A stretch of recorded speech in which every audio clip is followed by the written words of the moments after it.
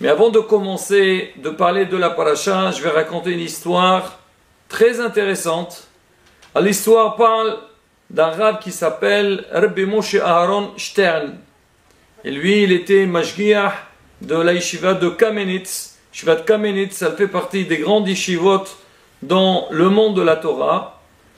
Quand il était petit, il est tombé malade. Et bon, il a fait le tour des médecins et tout, mais bon, on sait très bien qu'en Israël,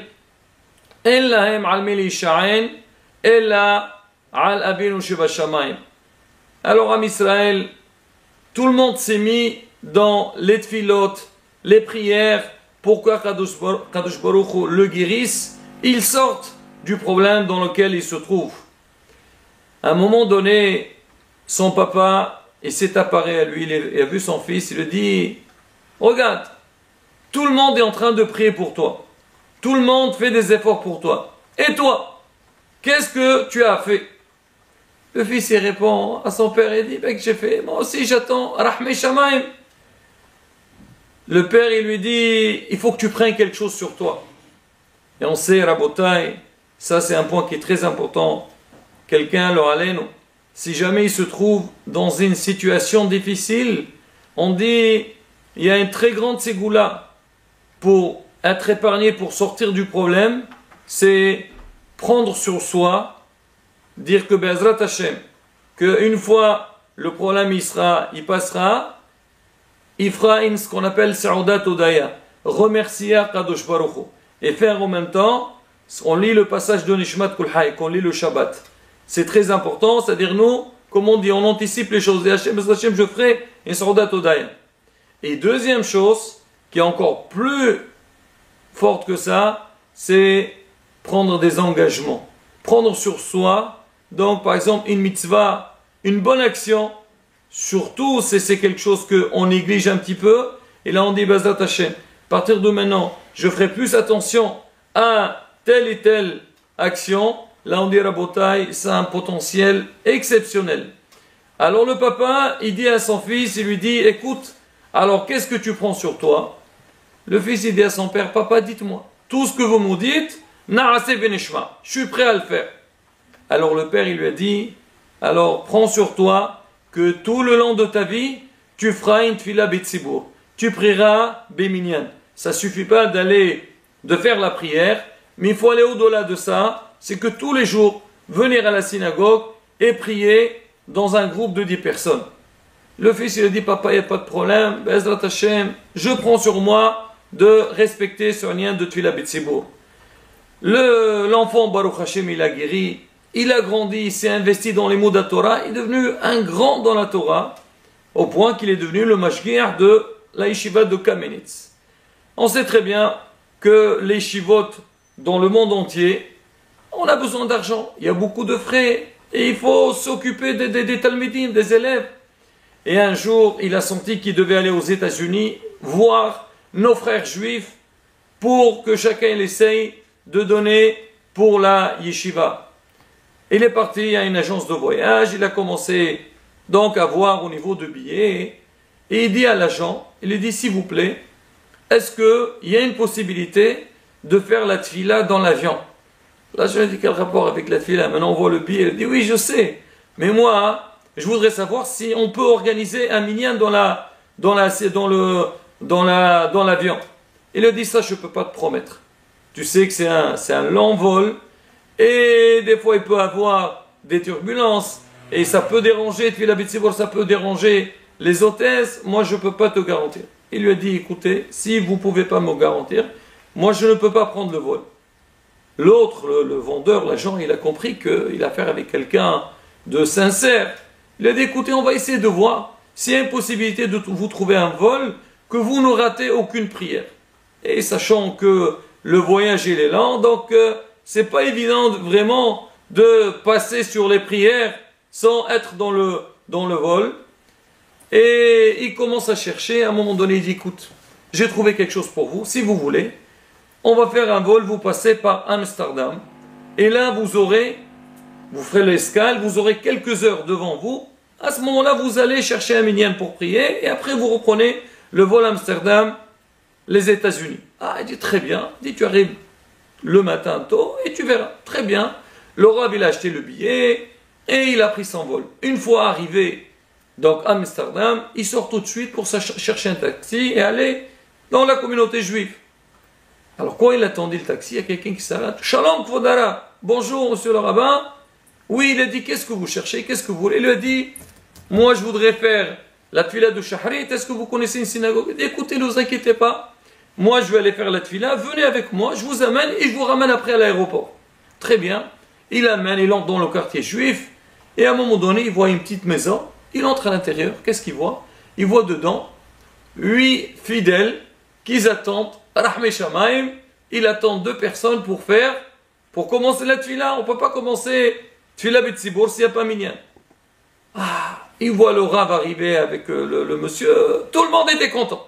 Aussi bien le Rav que les fidèles, ils ont fait une belle tfila. À la fin de la tfila, le monsieur, il l'a ramené donc à l'aéroport pour reprendre son vol. Alors le Rav, quand il raconte cette histoire, c'est une histoire qu'il la répète beaucoup. Et il est toujours très ému. Il a dit, regardez comment Akadosh Baruch Hu il fait les choses. Ashgaha pratit. Il y a 8 juifs qui se trouvent dans une synagogue, ils n'ont pas minyan, ils attendent 2 personnes. Hachem, il a fait bouger la terre et les cieux. Il a fallu que quelqu'un d'Israël passe par Amsterdam, qui cherche un minyan pour qu'il vienne leur compléter minyan. Et un autre de l'extérieur, de la banlieue, pour qu'il vienne pour avoir minyan. Dit, regardez, l'ashgaha pratit. Et plus que ça, on dit dans la vie, le chemin que l'homme il veut, dans lequel il veut aller, il veut avancer, ben c'est dans ce chemin-là qu'il ira. Que ce soit pour les bonnes choses, ou hasbi shalom ou pour les mauvaises choses. Akadosh Baruch Hu, Hachem il connaît donc les intentions de chacun. Il sait ce que l'homme il veut. Quand il voit que tu persistes, tu fais les efforts nécessaires pour arriver à un but, Hachem il est là, il t'aidera. Et hasbi shalom, si c'est le contraire, on dit le Yetzirah, il donne la possibilité à l'homme à arriver. Et justement, c'est le message de la paracha. Là, on voit Balak, Melech Moab, lui, il sait que l'Am Israël va passer, donc l'Am Israël, avant d'entrer dans la terre d'Israël, ils sont passés par pas mal d'endroits, et il devait passer par sa terre, et il devait faire la guerre contre lui. Balak, il a vu que des grandes nations, des puissances du monde, ils ont essayé de faire la guerre contre l'Am Israël, et ils n'ont pas réussi à les battre, tels que Sihon Melech Haïmouri et Og Melech Bashan.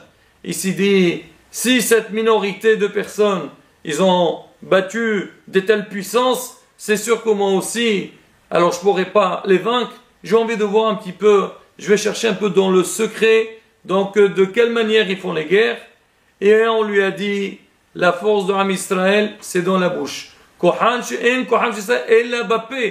ils font des prières, ils ont quelqu'un qui est Moshe Rabbeinu, PLP Adaberbo, il parle directement avec Akadosh Baruch Hu, et il arrive à atteindre tous ses buts. Il a dit, moi aussi, pour les battre, j'ai besoin de quelqu'un qui a cette puissance. Et à l'époque, il y avait Bil'am Arasha. On dit que Bil'am, c'était quelqu'un de très fort, mais malheureusement pour lui, au lieu de prendre donc toutes les compétences qu'il a pour les utiliser pour le bien, il les a utilisées pour le mal. C'était un grand tamé, un grand impur. Il fait appel à Bil'am. Mais Bil'am, il sait qu'il ne peut rien faire sans l'accord d'Akadosh Baruch Hu. Alors les envoyés, les messagers de Balak, ils viennent le voir pour l'inviter, pour venir. Il leur dit, moi je ne peux rien faire, j'ai besoin de l'accord d'Akadosh Baruch Hu, Hachem. Et il est apparu à Bil'am, et il lui dit, oh tu vas aller, il lui a expliqué, il a dit Hachem, non, jamais tu maudiras le peuple d'Israël. Le lendemain, les messagers sont venus, encore une fois, ça rebolote, ça discute. Et à la fin, Bil'am, il avance dans le chemin. Il y a un ange qui vient et il veut stopper Bil'am pour ne pas partir. Et alors, et à la fin, le malach, l'ange, il a vu que malgré tout, Bil'am, il voulait partir. Il lui a dit, vas-y, parte. Hachamim, ils disent, qu'est-ce qu'on apprend de là? Toi, tu as envie de faire quelque chose. Même le ciel, il te laissera faire. Il n'y a pas de souci. Balak, on t'a dit, Bil'am, on t'a dit que ne va pas. C'est pas bien, tu as eu des obstacles, tu veux quand même partir, vas-y pas. Mais sache-le qu'à la fin, tu verras, tu tomberas. Et c'est ce qui s'est passé, que Bil'am Aracha, il a été tué à la fin. Rabotai, on dit ce message-là, et il est pour nous, pour tous les animes de la vie. Il faut savoir une chose, l'homme, il sait, on a des objectifs. On doit savoir que l'homme, bien sûr, on recherche de faire Restono Itbarach. Même si des fois on voit des obstacles, les choses n'avancent pas, il faut aller jusqu'au bout. Et Bez Hashem, on arrivera. Il faut savoir aussi de l'autre côté, si toi, tu fais pas attention, le Halénon, tout peut partir. Et là, il est lieu de parler de quelque chose de très important. Là, on s'approche on s'approche Ben Hametzarim. C'est période, on a dit, on fait des souvenirs sur la destruction du temple. Quand on montre Hachem, Hachem, on veut le Bet HaMikdash, Hachem, on veut la Géoula. On montre Hachem, Bezrat Hachem, la Géoula viendra. Mais en dehors de ça, Rabotai, on s'apprête à la période des vacances. Et on sait que les vacances, bien sûr, on a tous besoin de partir en vacances. On a besoin tous de nous aérer, de changer un peu d'air, comme on dit, pour prendre des hizour, pour Bezrat Hachem, l'année à venir, la reprendre avec beaucoup de force. Mais faire très attention. Beaucoup de fois, quand on part en vacances, des fois on s'oublie, on change complètement, on n'est plus la même personne. L'homme, toute l'année, il a fait attention à ce qu'il mange, au niveau de la cacheroute. On a fait très attention au niveau de l'éducation de nos enfants. On les protège, on les met dans des bonnes écoles, où il y a là-bas, on sait qu'ils ne vont pas avoir, hasbi shalom, des idées contradictoires à l'éducation qu'on veut leur donner. Alors, on fait attention à énormément de choses. Mais quand les vacances, ils arrivent, Rabotai, comme on dit, on se relâche complètement. Et à Shemishmor, quand on est de retour, des fois on voit des changements et on s'étonne pourquoi. Rabotai, justement, c'est nous qu'on a fait en sorte qu'il y ait eu ce changement. Et là, Rabotai, Kashrut, quand on est en vacances, beaucoup de vacances. Oui, j'ai pas le choix. Des fois, on est invité dans des endroits, des mariages, même pas des mariages. Dans ce endroit, on va à un hôtel. Ah, c'est intéressant. Mais tu vois, là-bas, le manger, comment il est? Est-ce que c'est une bonne ashgaha? On fait attention, on fait pas attention. Les enfants, dans quel endroit on les amène? Toute l'année, tu fais attention. Et même des fois, des gens, ils n'ont pas de télé, ceci, cela, et tu vas les amener dans des endroits, que ce soit les plages, ou même des endroits où il y a du monde, que l'endroit, il n'est pas du tout, il ne va pas avec ton mode de vie. Des fois, tu dis, oui, là-bas, c'est cacheur, une bonne ashgaha. Mais le lieu en lui-même, est-ce qu'il va? Est-ce que tu as essayé? Est-ce que toi, tu es d'accord que chez toi, à la maison, il y a ce genre de problème? Ah, on est en vacances, on oublie. Ça, non, ça, c'est rien du tout. L'éducation, les gens qu'on fréquente, des fois, on se trouve dans des endroits, on fait des connaissances d'autres personnes. Mais des fois, chez Mishmor, on sait que c'est des lieux qui ne concordent pas avec notre mode de vie. Et là, Rabotai, c'est ça qu'on doit faire. Faire attention, être vigilant. Depuis le début, savoir tracer son chemin.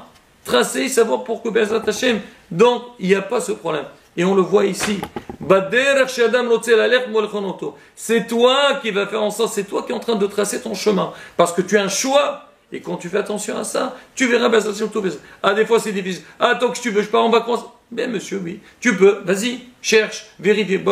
Aujourd'hui, ça ne manque pas.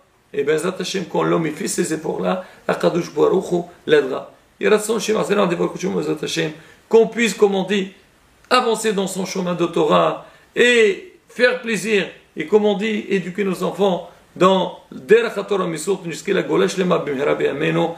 Amen. Kine Rasson.